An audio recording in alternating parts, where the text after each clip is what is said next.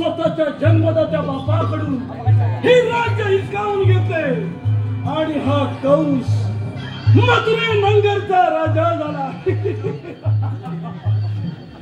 त्याच वेळी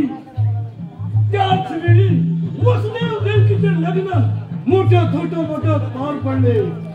त्याच वेळी आकाशवाणी झाली, कंस राजा सावध हो, देवकीच्या पोटी होणाऱ्या 8व्या बाळाकडून तुझा वध होणार आहे.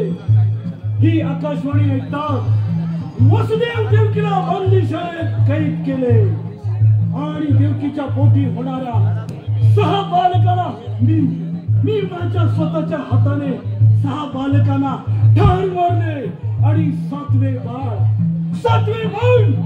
माझ्या हातातून निसटले.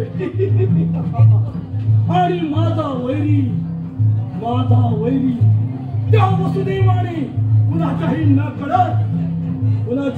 कळत कोकुळात नेऊन सोडला आणि तिथे कृष्ण या नावाने वाढत आहे.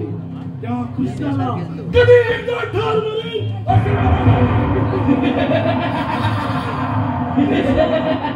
कृष्णा कुठे लपून बसला आहे? तुला ठार मारल्याशिवाय मला चैन पडणार नाही.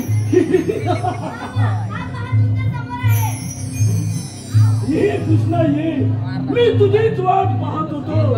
तुला ठार मारण्यासाठी मी फार आतुर झाला होतो. काय पाहतोस? हो इथला तयार.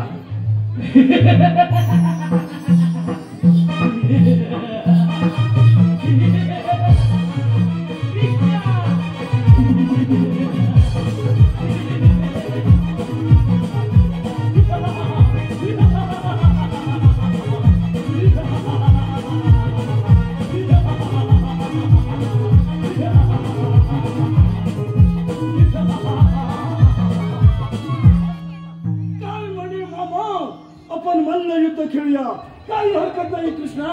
तुझी ही इच्छा मी पूर्ण करतो.